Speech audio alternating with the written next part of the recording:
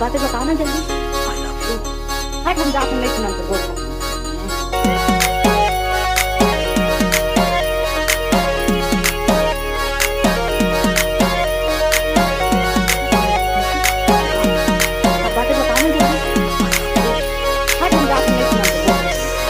DJ Rohit Marco डंडोरी वाले।